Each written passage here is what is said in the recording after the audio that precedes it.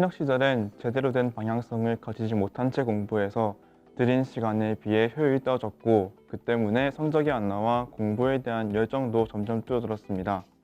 그래서 잘 짜인 프로그램과 커리큘럼을 가진 학원에서 다시 한번 도전해보겠다는 생각에 재수를 결심하게 되었습니다. 일단 주위의 유혹에서 저를 끊어내기 위해 처음부터 기숙학원을 염두에 두고 학원을 골랐습니다. 그리고 제가 제 자신을 별로 믿을 수 없었기 때문에 독학기숙보다는 잘 짜인 커리큘럼이 있는 제종학원을 찾고 있었습니다.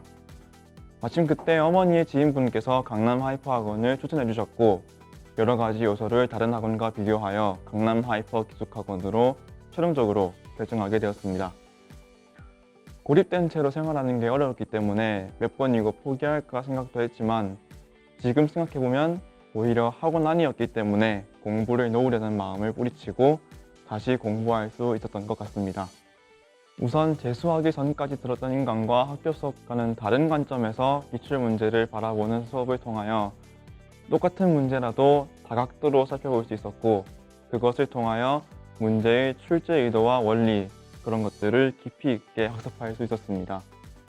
또 9월 이후에 문제풀이의 비중을 늘려야 될 때 퀄리티 좋은 문제풀이 컨텐츠를 풀어보면서 다시 한번 학습 상태를 점검하고 선생님들께서 진행하는 해설을 제 것으로 적용하는 과정을 통하여 드러난 문제점을 해결할 수 있었습니다. 1년이란 시간이 생각보다 길고 또 생각보다 짧습니다.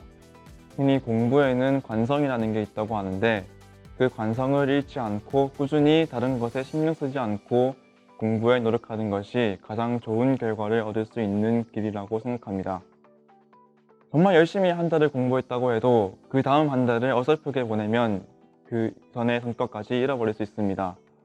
한 단계씩 차근차근 하루에 모의고사 총점을 딱 1점씩만 더 올리겠다는 생각으로 자신의 페이스를 유지하며 나아갔었으면 합니다. 모든 과목에서 가장 중요한 분석 대상은 수능평가원 모의고사 기출문제입니다. 기계적으로 문제를 외우다시피 푸는 것보다 시간의 흐름에 따른 변화 양상과 사고방식의 적용 방식을 배우는 것이 좋습니다. 국어는 다른 과목보다 감각이 중요하게 작용합니다. 그런 감각을 키우기 위해서는 매일매일 일정 시간을 지문과 선지 분석에 투자하는 것이 좋습니다. 특히 독서 지문은 최근의 경향을 보았을 때 점점 독해 자체의 난이도가 올라가므로 지문을 분석하는 데에 시간을 투자하고 문학 지문 같은 경우 선지의 애매함이 문제가 되는 경우가 많으므로 선지에 나온 개념모와 지문의 근거를 연결시켜가며 분석하는 것을 추천합니다. 또한 국어는 다른 과목보다 특히 기출문제가 중요한 자료가 됩니다.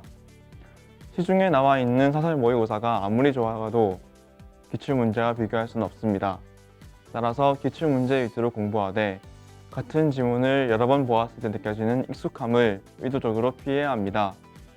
문제를 외워서 풀지 말고 지문을 바라보는 관점을 연습해야 합니다.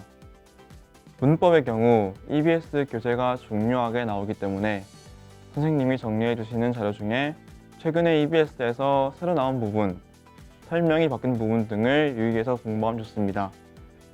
국어 인강의 경우 저는 문법만 들었는데 방동진 선생님의 문법 강의가 특히 좋았습니다. 수학은 제가 가장 못하는 과목이었고 현역 시절 3등급 이상을 받아본 적이 없었습니다.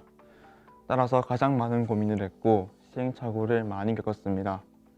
학원에서 공부하면서 그건 제가 기출문제를 제대로 분석하지 않아서 그랬다는 것을 깨달았고 여러 선생님들의 조언으로 학습의 방향성을 잡아 수능에서는 1등급을 받을 수 있었습니다. 가장 중요한 것은 문제들을 개념에 따라 일정한 범위로 묶어보는 것이라 생각합니다. 문제의 조건과 상황에 따라 개념이 어느 정도까지 변형되어 쓰일 수 있는지 쓰임새를 파악하여 공통점을 가지는 문제를 묶어 분석하고 연습해서 새로운 문제를 풀 때 정리된 범위 안에 있는 문제인지 아닌지 판별해야 합니다. 그러면 개념이나 공식을 적용하는 데 확신을 가지게 되고 문제가 쉽게 풀리게 됩니다. 그런 범위를 구축하고 조건을 판별하기 위해 선생님들의 수업과 인강, 반복적인 기출 합숙이 필요합니다. 또한 수학에서 가장 조심해야 할 것은 계산 실수입니다.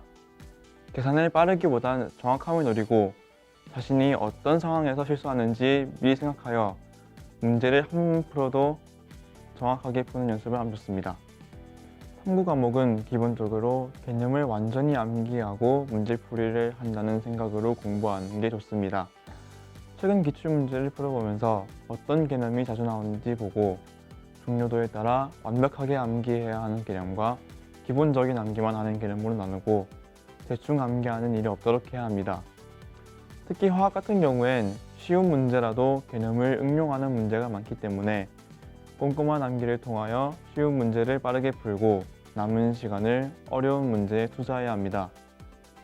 직구과학 같은 경우엔 오지훈 선생님의 커리큘럼을 따라가고 특히 개념 완성 부분을 집중적으로 공부했습니다. 그렇게 해야 나중에 6, 9월 모의고사의 경향을 따라가는 학습을 진행할 때 지역적인 부분을 잘 기억하여 공부할 수 있기 때문입니다. 어려운 전체 부분은 수학이나 화학 킬러 문제를 푸는 것처럼 개념의 적용과 변형에 신경 써서 공부했습니다. 처음엔 생활 습관을 바꾸는 것이 중요합니다. 재수학원에 들어와서 정해진 시간표에 따라 움직이면서 몸 상태를 수능에 맞춰가야 합니다. 급하게 바로 공부량을 늘리면 부작용이 생기기 때문에 정규 수업 시간과 자습 시간만 채운다는 생각으로 차근차근 공부 시간을 늘려가며 꾸준하게 공부하는 것이 좋습니다. 또한 문제풀이보다는 기출문제 위주로 개념을 다시 한번 보는 것이 좋습니다. 이때 개념 노트를 확실하게 정리하면 나중에 다시 개념서를 볼 필요 없이 직접 만든 노트를 통하여 부족한 부분을 채울 수 있습니다.